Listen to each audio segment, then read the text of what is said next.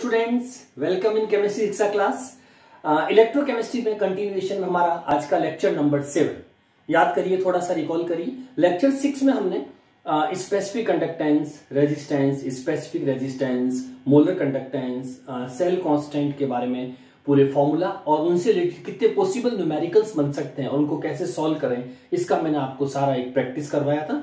ठीक है, जिन बच्चों ने वो पहले वाले वीडियो नहीं देखे हो तो वो उसको देख लीजिए। पहले कंटिन्यूएशन वीडियो जब भी आप देखें, सारे कंटिन्यू देखें तो आपको एक कंसेप्ट डेवलप होगा पूरा।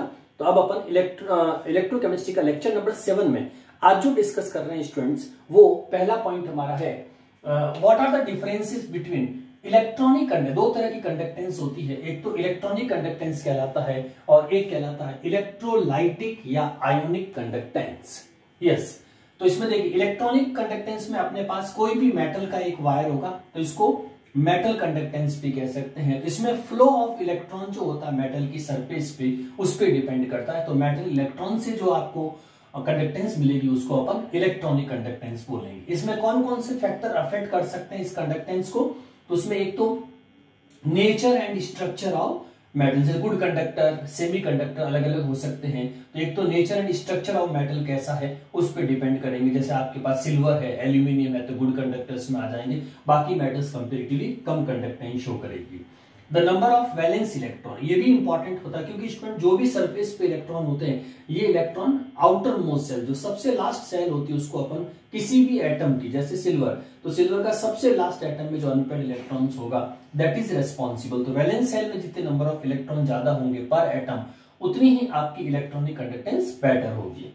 टेम्परेचर, टेम्परेचर भी एक फैक्टर है। टेम्परेचर से जो भी गुड कंडक्टर होते हैं इसमें हमेशा टेम्परेचर कम रहना चाहिए, ज्यादातर रूम टेम्परेचर तक अपन कह सकते हैं। अगर हम रूम टेम्परेचर से ज्यादा टेम्परेचर को रेस करते हैं तो क्या होगा, वैकेंट जो वैलेंस के इलेक्ट्रॉन, ये जब वैकेंट में इलेक्ट्रॉन में जंप करते हैं तो उसमें बहुत ज्यादा एक्यूमुलेशन हो जाता है और आपस में कॉलिजन की वजह से सक्सेसफुली ट्रांजिशन नहीं हो पाता इलेक्ट्रॉन का, तो इलेक्ट्रॉनिक कंडक्टेंस आपकी कम हो जाती है। तो ये टेम्परेचर की रेसिप्रोकल होती है, ये ध्यान रखना है गुड कंडक्टर्स के अंदर। इसका अपोजिट स्टूडेंट दूसरा वर्ड टर्मिनोलॉजी यूज होती है इलेक्ट्रोलाइटिक। इलेक्ट्रोलाइटिक या इसको बोलते हैं आयोनिक कंडक्टेंस, नाम से ही पता लग रहा है इलेक्ट्रोलाइटिक, इन इलेक्ट्रिसिटी की प्रेजेंस में जो होगा। लाइटिक मींस ब्रेक डाउन और आयंस फॉर्मेशंस। कोई भी इलेक्ट्रोलाइटिक सब्सटेंस अपन अगर किसी वाटर में पोलर सॉलिड डिसॉल्व करते हैं तो ये इलेक्ट्रोलाइट्स हमेशा पॉजिटिव और नेगेटिव आयंस बनाएंगे and this ions will migrate towards cathode and anode. तो इसमें जैसे ही आपकी बीकर में पहले आयोनाइजेशन होगा तो ये आयंस जो होंगे वो डिफरेंट इलेक्ट्रोड की तरफ माइग्रेट करेंगे और एक रिडॉक्स मैकेनिज्म को कंप्लीट करेंगे और उससे आपकी जो कंडक्टेंस प्रोड्यूस होगी उसको अपन इलेक्ट्रोलाइटिक या आयोनिक कंडक्टेंस बोलेंगे। कौन कौन से फैक्टर इसमें अफेक्ट कर सकते हैं? नेचर ऑफ इलेक्ट्रोलाइट, इलेक्ट्रोलाइट दो तरह के होते हैं, वीक इलेक्ट्रोलाइट्स और स्ट्रॉन्ग इलेक्ट्रोलाइट्स। आपने स्ट्रॉन्ग लिया तो 100% आयोनाइज्ड होगा और अगर आप वीक लेंगे 30 to 40% ही आयोनाइज्ड होगा, तो उसमें नंबर ऑफ आयंस कम रहेंगे तो आपकी कंडक्टेंस भी कम होगी।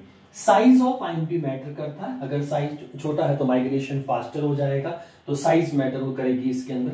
नेचर ऑफ सॉल्वेंट, सॉल्वेंट अगर, क्योंकि इलेक्ट्रोलाइट मोस्टली पोलर सॉल्वेंट में डिसॉल्व होते हैं, इसीलिए आपका सॉल्वेंट हमेशा हाईली पोलर रहना चाहिए, उसका डाइलेक्ट्रिक कांस्टेंट बहुत अच्छा होना चाहिए, डाइपोल मूवमेंट बहुत अच्छा हो, तो ऐसे आयोनाइजेशन बहुत फास्टर करते हैं सॉल्वेंट्स, तो उनकी कंडक्टेंस भी ज्यादा आएगी। फिर concentration of electron, of course आप जो कंसंट्रेशन ले रहे हैं उसमें मोल पर लीटर अगर हमारे नंबर ऑफ आयंस बहुत अच्छे हैं तो उस केस में सक्सेसफुली उतने नंबर ऑफ आयन जब कैथोड एनोड तक पहुंचेंगे, ट्रांजिशन करेंगे, माइग्रेशन करेंगे, तो वो कंडक्टेंस भी अच्छी प्रोड्यूस करेंगे। तो कंसंट्रेशन हायर रहनी चाहिए। टेम्परेचर जो होता है, इसमें टेम्परेचर हमेशा किसी भी इलेक्ट्रोलाइट का रेट ऑफ आयोनाइजेशन बढ़ा देता है।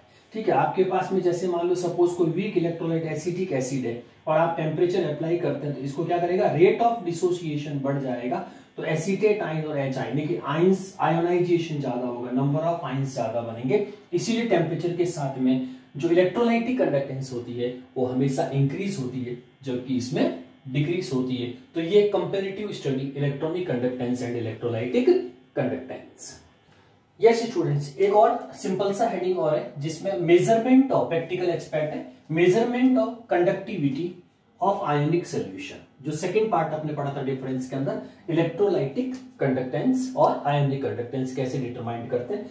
प्रैक्टिकली इसमें डिटरमाइन करने के लिए स्टूडेंट हमारे पास एक कंपार्टमेंट होगा जिसके अंदर एक पर्टिकुलर सोल्यूशन जो इस इलेक्ट्रोलाइट होगा उसकी कोई न कोई कंसंट्रेशन अपन को मोलर के अंदर मोलरिटी की फॉर्म में ले लेंगे और वो कंसंट्रेशन जो होगी उसमें कितने नंबर ऑफ आपके आयंस है और उसकी कंडक्टिविटी क्या आएगी दैट वी कैन मेजर। और ये कनेक्टिविटी जिस सेल से आप कनेक्ट करेंगे कंडक्टिविटी सेल से तो ये कनेक्टिंग वायर हो जाएगा और ये प्लेटिनम कोटेड इलेक्ट्रोड्स होंगे। तो प्लेटिनम कोटेड इलेक्ट्रोड की जो भी हमारी लेंथ होगी, ठीक है, इसमें जो इंपॉर्टेंट चीज दो ही होगी, एक तो आपका लेंथ कितना है और एक उसका क्रॉस सेक्शन एरिया क्या है, जिसकी हेल्प से हम किसी भी कंडक्टिविटी सेल से इसको कनेक्ट करके वायर से हम डिटरमाइन कर सकते हैं रेजिस्टेंस। क्योंकि कंडक्टिविटी हमने पढ़ा था बच्चों कि ये हमेशा रेसिप्रोकल, कंडक्टेंस वगैरह रेसिप्रोकल ऑफ रेजिस्टेंस होती है। तो हम जो होंगे हमेशा किसी भी एक्सपेरिमेंटली हमेशा रेजिस्टेंस डेवलप मेजर करते हैं और उसके बेसिस पे अपन कंडक्टिविटी निकालते हैं। तो रेजिस्टेंस का फॉर्मूला हमारे पास क्या होता है, R equals to rho L by A. तो इस सेल में जो इसको बोलते हैं कंडक्टिविटी सेल, तो ये जो कंडक्टिविटी सेल है आपका, इसकी हेल्प से हम रेजिस्टेंस निकाल सकते हैं और इस रेजिस्टेंस को फिर अपन रेसिप्रोकल ऑफ कंडक्टेंस में कन्वर्ट करते हुए डिटरमाइन कर सकते हैं। एक तो ये कंसेप्ट है। इसमें डिसएडवांटेज थोड़ा सा ये रहता है कि जैसे मान लो इसमें डीसी करंट अगर अपने अप्लाई करेंगे तो हमारा जो डिग्रेडेशन है सॉल्यूशंस का वो हो सकता है, कंपोजिशन चेंज हो सकता है। तो ये एक छोटी सी प्रॉब्लम इसके अंदर आएगी, बट अल्टरनेटिव करंट की हेल्प से अपन इसको सॉल्व कर सकते हैं rather than DC. Conductivity cell दो तरह, एक तो इस डिजाइन में आता है और इस तरह का जो आपका पेंसिल सेल टाइप होता है, सेल टाइप कैथोड एनोड होती है, इसके अंदर कनेक्टिविटी वायर भी होगा। तो ये आपका इस तरह का प्लेटिनम इलेक्ट्रोड भी डिजाइन में, तो दोनों का वर्किंग वैसा ही रहेगा जिसमें रेजिस्टेंस आपको निकालनी, लेंथ और क्रॉस सेक्शन एरिया इसका इंपॉर्टेंट होगा और उसके बेसिस पे अपन एक रेजिस्टेंस निकाल सकते हैं। परफेक्ट रेजिस्टेंस निकालने के लिए हम इसकी जगह पे बेटर जो कंसेप्ट यूज करते हैं वो है व्हीटस्टोन ब्रिज कंसेप्ट, जिसमें डिटर्मिनेशन और इसमें रेजिस्टेंस इजीली डेवलप हो जाती है और डिटरमाइंड हो जाती है।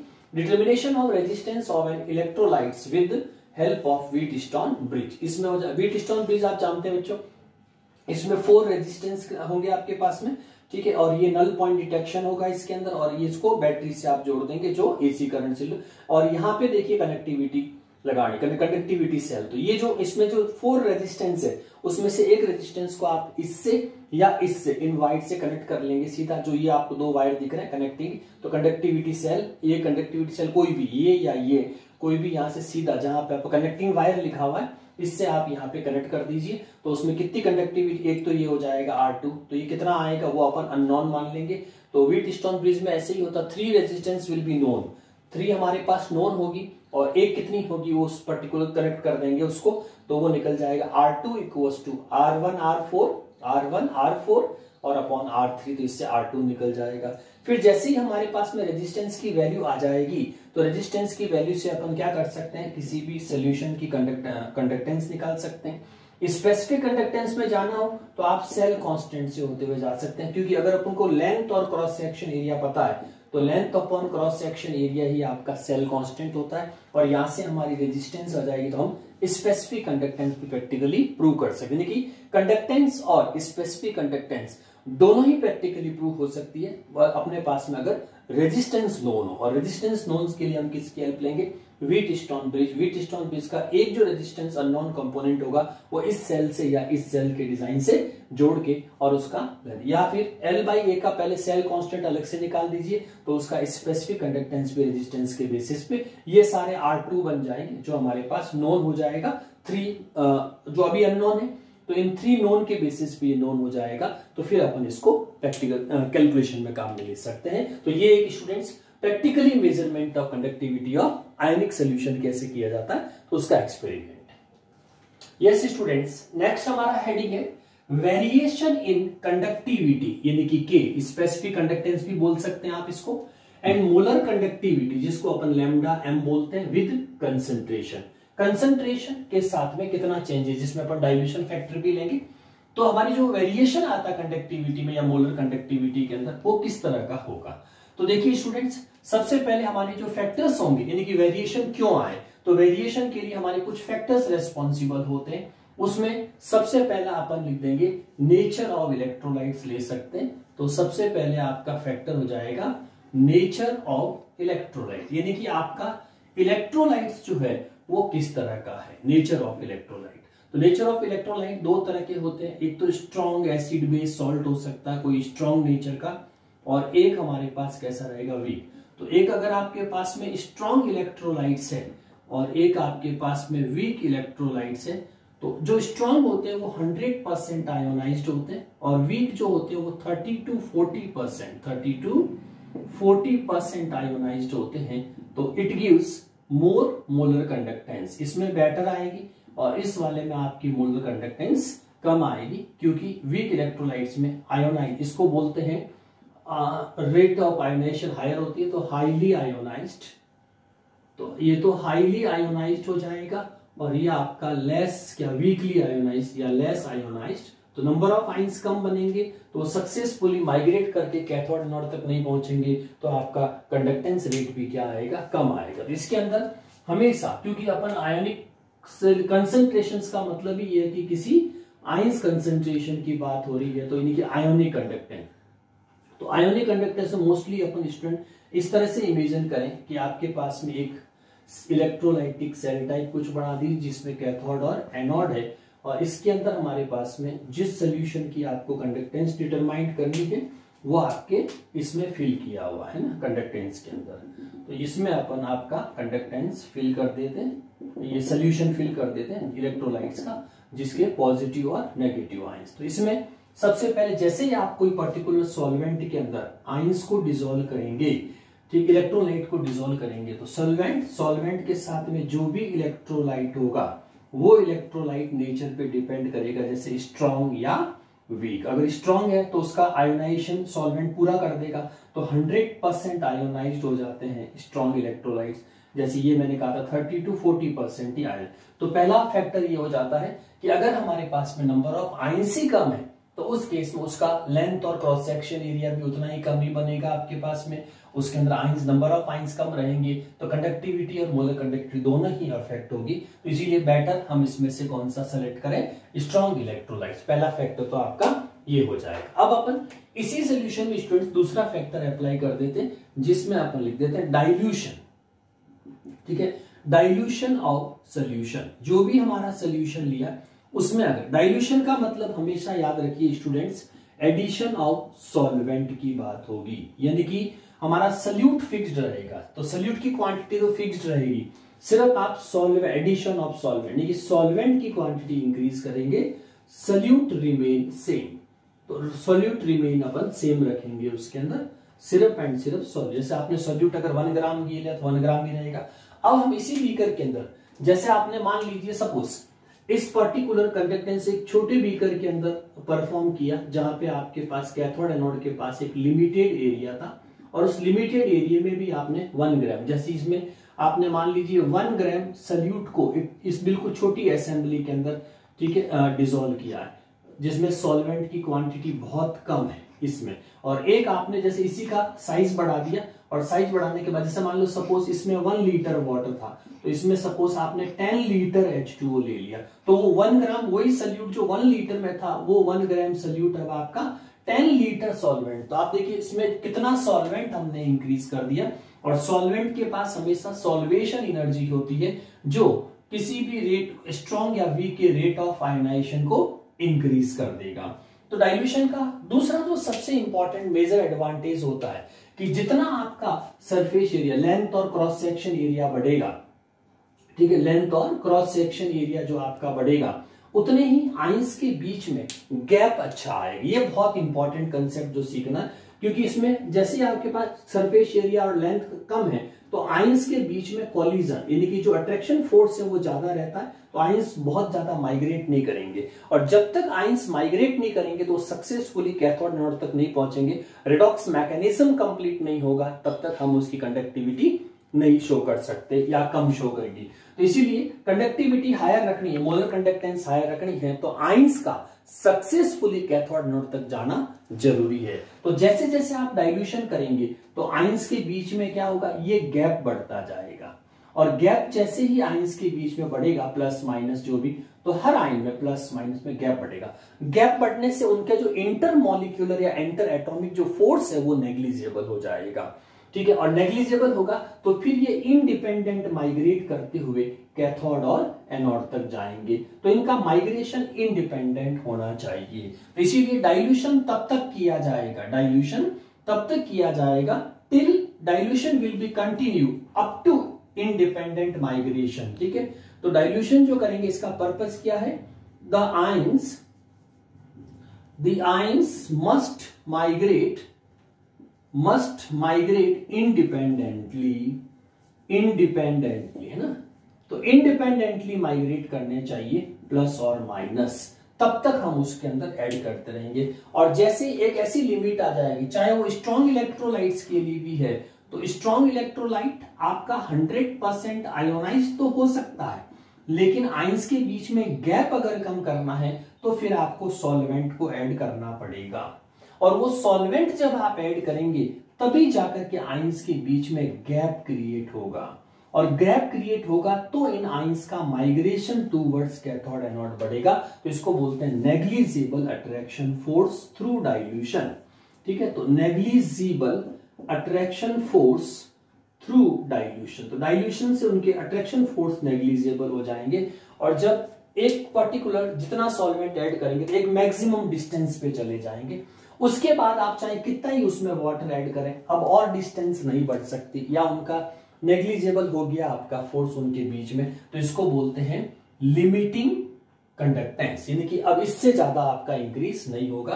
तो इसको अपन क्या नाम देते हैं, लिमिटिंग मोलर कंडक्टेंस। तो इसको लिमिटिंग मोलर कंडक्टेंस के नाम से जाना जाता है। और लिमिटिंग मोलर कंडक्टेंस का मतलब क्या हुआ, चाहे वीक या स्ट्रॉन्ग कोई भी इलेक्ट्रोलाइट्स हो, उसको तब तक डाइल्यूट किया जाएगा जब तक कि आयंस के बीच में जो अट्रैक्शन फोर्स है वो अप टू नेग्लिजिबल हो जाए।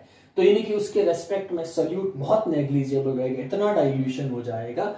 और उसके बाद अगर अपन फर्दर डाइल्यूट करते हैं तो उनके डिस्टेंस में कोई चेंजेस नहीं आता या कंडक्टिविटी में कोई चेंजेस नहीं आता है, तो वो फाइनली कहलाती है लिमिटिंग मोलर कंडक्टेंस, यानी कि एक लिमिट आ गई, अब इसके बाद डाइल्यूशन का कोई बेनिफिट आपको नहीं होगा। अब अपन एक ग्राफ से कंपेयर करते हैं कि अगर आपके पास स्ट्रॉन्ग और वीक है तो उसमें एक लिमिटिंग मोलर कंडक्टेंस कहां तक जा सकती है। तो इसके लिए एक साइंटिस्ट था बच्चों जिसका नाम था डीबाई एंड हक्कल।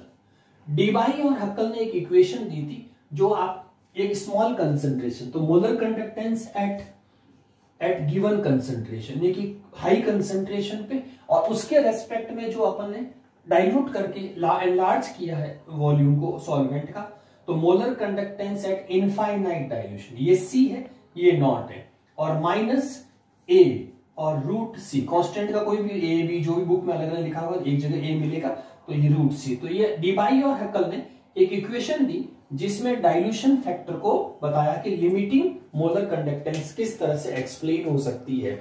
तो इन्होंने एग्जांपल्स लिए स्ट्रॉन्ग, और जैसे स्ट्रॉन्ग के अंदर दो एग्जांपल ले लिए, एक को KCl और एक आपका NaCl, ये दो स्ट्रॉन्ग। वीक में एक आपने ले लिया एसिटिक एसिड, है ना, एसिटिक एसिड। तो एक ग्राफ के थ्रू अपन बता सकते हैं कि जैसे एक ग्राफ खींच लीजिए इसके बीच में, ठीक है, इस ग्राफ से स्टडी हो सकती है। ग्राफ में एक जगह आप ले लीजिए molar conductance eight infinite dilution और इस साइड में रूट सी, ठीक है। अब हमारे पास में सपोज ये दो आपके पास में, जैसे एक तो आपका ये दो लाइंस आपको ऐसे मिलेगी, और एक जो लाइन स्टूडेंट्स इसके अंदर आपको जो वीक इलेक्ट्रोलाइट्स की होगी वो आपको इस तरह से मिलेगी, तो ऐसे कर्व मिलता हुआ बनेगा ये ऐसे। तो ये जैसे सपोज आपकी KCl की है, ये आपकी NaCl की है, और ये आपकी एसिटिक एसिड की, ठीक है। अब एसिटिक एसिड क्या होता है, वीक इलेक्ट्रोलाइट है। तो अब डाइल्यूशन का बेनिफिट जो होगा वो एसिटिक एसिड को ज्यादा मिलेगा। कैसे कि पहले स्टार्टिंग के अंदर जितना आप डाइल्यूशन में ध्यान रखना, इधर जाएंगे तो कंसंट्रेशन बढ़ रही, लेकिन कंसंट्रेशन तो हमने सॉलिड की क्वांटिटी फिक्स कर दी, तो अब जैसे ही वाटर ऐड करेंगे तो डाइल्यूशन, तो इस तरफ जाना है डाइल्यूशन बढ़ाने। तो देखो स्टार्टिंग में एसिटिक एसिड को मोलर कंडक्टेंस तो बहुत ज्यादा इंक्रीज नहीं होती, लेकिन उसका रेट ऑफ डाइल्यूशन जैसे ही करेंगे तो जो आपका डिग्री ऑफ डिसोसिएशन 30 to 40% हो रहा था वो करीब 50% तक हो जाएगा, क्योंकि आप सॉल्वेंट ऐड कर रहे हैं। तो सॉल्वेंट की वजह से ये वीक इलेक्ट्रोलाइट्स है ना, तो वीक को डबल फायदा होगा कि एक तो उसका rate of degree of dissociation भी बढ़ जाएगा, और जैसे डिग्री ऑफ डिसोसिएशन बढ़ेंगे तो जो मोलर कंडक्टेंस पहले 30 to 40% आयन से हो रहा था वो अब 50% आयन से होगा। तो ये sudden change in molar conductance आएगा बिकॉज ऑफ इनफाइनाइट डाइल्यूशन।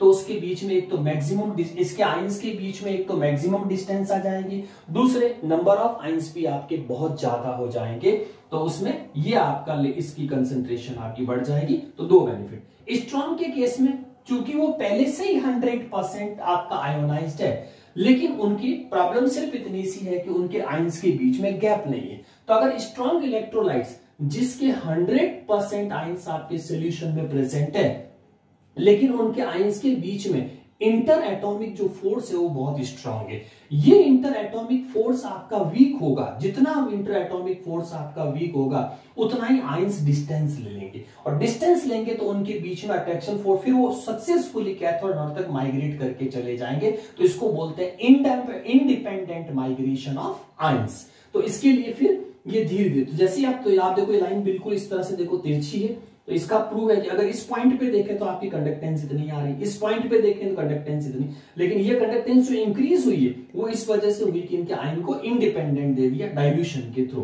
तो इसीलिए यहां से इस ग्राफ को भी ऐसे पढ़ेंगे तो आपकी कंडक्टेंस इंक्रीज होगी। ये प्रूव करता है कि स्ट्रॉन्ग के बीच में, आयंस के बीच में गैप कम होता, गैप बढ़ रहा है, इनके नेग्लिजिबल इंटर एटॉमिक फोर्स लग रहा है, और वो सक्सेसफुली कैथोड नोड तक जा रहे हैं। तो पर यूनिट वॉल्यूम जो होगा वो आपके आयंस जो होंगे वो स्प्रेड हो जाएंगे, बहुत दूर दूर तक चले जाएंगे, और उसके बाद इनकी मोलर कंडक्टेंस इंक्रीज हो जाएगी, जिसमें अपन ये फैक्टर अप्लाई कर सकते हैं। अब इसमें दूसरी जो, अब यहाँ पे दो चीजें ध्यान रखने स्टूडेंट्स, क्योंकि हम दो फैक्टर पढ़े, एक तो कंडक्टिविटी, कंडक्टिविटी का मतलब के, तो के का मतलब क्या हुआ, स्पेसिफिक, स्पेसिफिक कंडक्टेंस पे क्या इफेक्ट आया, और दूसरा हम क्या पढ़ रहे हैं इस डाइल्यूशन से लैम्डा एम यानी कि मोलर कंडक्टेंस पे आपका कितना इफेक्ट आया।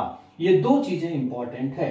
तो देखिए स्टूडेंट, कप्पा जो होती है वो हमेशा अपन क्या कहते हैं, तो एक ट्रिक बताई थी, कैसी हो सीला है ना, C into L by A conductance और एल बाई। तो आप यहां पे ध्यान से देखिए स्टूडेंट्स, जो कप्पा है यानी कि स्पेसिफिक कंडक्टेंस है वो डाइल्यूशन के साथ हमेशा डिक्रीज होगी, क्योंकि कप्पा डिपेंड करती length upon cross section area. पहले length upon cross section area इतना था, अब length upon cross section area इतना हो गया, तो पर यूनिट वॉल्यूम आपके नंबर ऑफ आयंस जो है वो कम हो जाएंगे।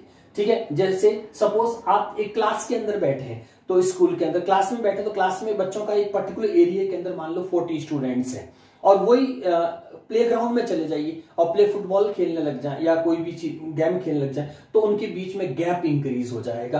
तो वहां जो फील्ड का जो एरिया होगा वो अलग पर यूनिट वॉल्यूम है, और क्लास का एरिया जो था, तो स्टूडेंट तो अभी भी 40 है, तो इसीलिए स्प्रेड हो जाएंगे, तो के जो होगी, क्योंकि पर यूनिट वॉल्यूम बोला, तो फील्ड वाले में जैसे के कम हो गया आपका, इसीलिए ध्यान रखना है इसमें पर यूनिट वॉल्यूम डाइल्यूशन के साथ डिक्रीज होता है, इसीलिए कप्पा आपकी हमेशा कम होगी। लेकिन मोलर कंडक्टेंस को डाइल्यूशन का फायदा मिल जाएगा, क्योंकि मोलर कंडक्टेंस क्या होती है, वीएम तुम कैसी हो। तो अपन क्या कर रहे हैं, कंसंट्रेशन कम करते जा रहे हैं, तो कंसंट्रेशन कम कर रहे हैं तो मोलर कंडक्टेंस क्या होती है, क्योंकि डाइल्यूशन के साथ में हमेशा कंसंट्रेशन आपकी कम होती है, तो उसके जैसे कंसंट्रेशन कम होगी तो मोलर कंडक्टेंस रेसिप्रोकल है इसकी, तो आपकी मोलर कंडक्टेंस क्या हो जाएगी, तो ये तो हमेशा डिक्रीज होगी और ये हमेशा इंक्रीज होगी। तो ये आपका वीक इलेक्ट्रोलाइट और स्ट्रॉन्ग बोथ के लिए आपका dilution factor that can be explained by Debye and Huckel equation.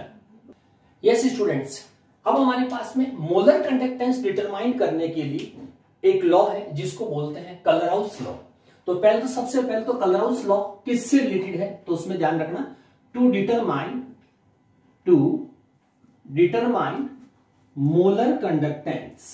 ठीक है, मोलर कंडक्टेंस को डिटरमाइन करने के लिए इसकी एप्लीकेशन है, तो मोलर कंडक्टेंस पहली चीज ही। दूसरा, कलरहाउस लॉ तब अप्लाई होगा जब आपका सोल्यूशन हाई, इसकी कंडीशन इस सोल्यूशन की हाईली डाइल्यूटेड होना चाहिए। कैसा, हाईली डाइल्यूट, जिसको अपन इनफाइनाइट डाइल्यूशन कहते हैं। ठीक है, इनफाइनाइट डाइल्यूशन।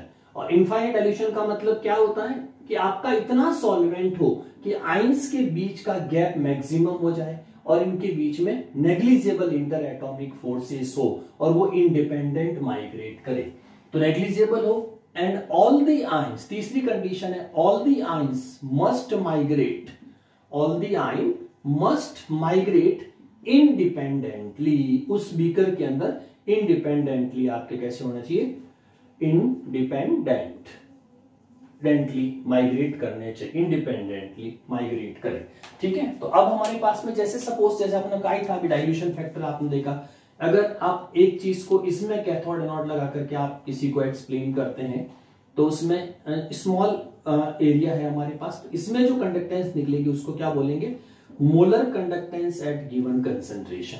अब कलराउस ये कहता है कि इसके अंदर अगर माइग्रेशन को यानी आयंस का माइग्रेशन इंडिपेंडेंट कराना है तो उनके बीच में गैप बढ़ाना पड़ेगा ताकि इनका इंटर एटॉमिक फोर्स नेग्लिजिबल हो।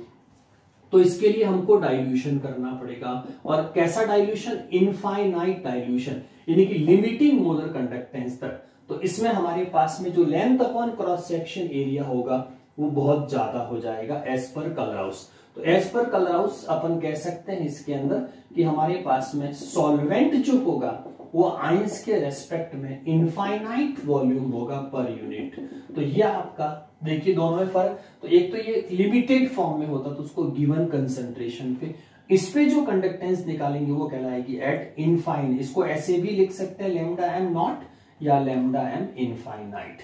ठीक है, तो कलराउस लॉ इस पे अप्लाई होता है। तो याद रखिए स्टूडेंट्स, जब भी आपसे पूछा जाए कि कलराउस लॉ किस पे अप्लाई होगा तो कलराउस लॉ आपका हमेशा इंडिपेंडेंट माइग्रेशन ऑफ आयंस पे, और इंडिपेंडेंट माइग्रेशन तभी हो सकता है जब इनफाइनाइट डाइल्यूशन हुआ हो। तो this is Kohlrausch law applicable for the infinite dilution. तो अब इसका स्टेटमेंट कैसे लिखेंगे, तो देखिए अकॉर्डिंग टू दिस लॉ लिख दीजिए नीचे, according to this law the molar conductance of solution will be sum of molar conductance of ions at infinite dilution, at infinite dilution and constant temperature,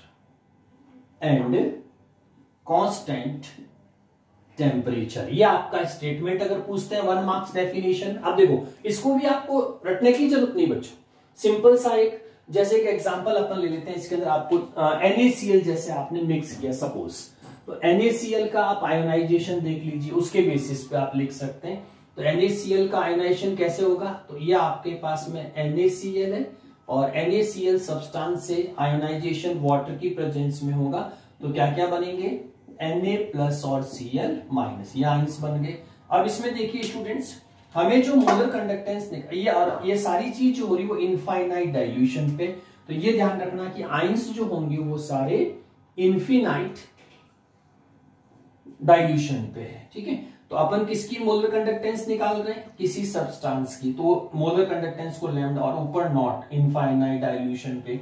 उसमें क्या क्या होंगे, तो एक तो इनके कैटाइन के मोल होंगे और एनाइन के मोल। अभी अपने पास 1 है लेकिन मोल कोई भी हो सकता, मोल को हमेशा V लिखना, V प्लस और V माइनस, तो mole of cation mole of anion. और इनकी कंडक्टेंस को क्या लिखेंगे, molar conductance of cation at infinite dilution, molar conductance of anion at infinite dilution. तो कलराउस लॉ में लिख देंगे mole of cation and its molar conductance, दूसरा आ जाएगा mole of anion and its molar conductance. तो ये आपका कलराउस लॉ में अगर ये फॉर्मूला आपको याद है बच्चों तो आप डेफिनेशन खुद बना सकते हो। तो यहाँ पे V प्लस और V माइनस ये किसको इंडिकेट कर रहा है, मोल को, मोल of cation mole of anion, और ये किसको इंडिकेट करती है, मोलर कंडक्टेंस को, किसको इंडिकेट करेगी, मोलर कंडक्टेंस को इंडिकेट करेगी। ठीक है, और ये मोलर कंडक्टेंस जिस सोल्यूशन की निकालनी है, और सारा का सारा वर्क डेफिनेशन में कंपल्सरी कंडीशन है वो है इन्फिनिट डाइल्यूशन होना चाहिए। क्या होना चाहिए बच्चों? Infinite dilution. तो वापस देखिए, अगर कलराउस का स्टेटमेंट आपको याद नहीं करना, इस इक्वेशन से आप याद रख सकते हैं। तो according to Kohlrausch law, the molar conductance of solution NaCl का molar conductance of solution will be sum of molar conductance of cation and molar conductance of anion के सम के इक्विवेलेंट आएगी। अब जैसे आपने मान लीजिए NaCl, तो NaCl को रिप्रेजेंट कैसे करेंगे? तो molar conductance of NaCl will be sum of molar conductance of sodium ion at infinite dilution and molar conductance of chloride ion. तो ये आपका कलराउस लॉ में ऐसे बहुत सारे रिप्रेजेंटेशन अपन कर सकते हैं जो हमें मोलर कंडक्टेंस को इंडिकेट करेगी। तो ये आपका Kohlrausch law definition and its statement students. Yes students, तो हमने इस लेक्चर के अंदर कलराउस लॉ के स्टेटमेंट तक लिया है और इसके आगे वाले लेक्चर्स के अंदर अपन लेंगे इसकी एप्लीकेशन ऑफ कलराउस लॉ, ठीक है, जिसपे numerical practice etcetera. Thank you.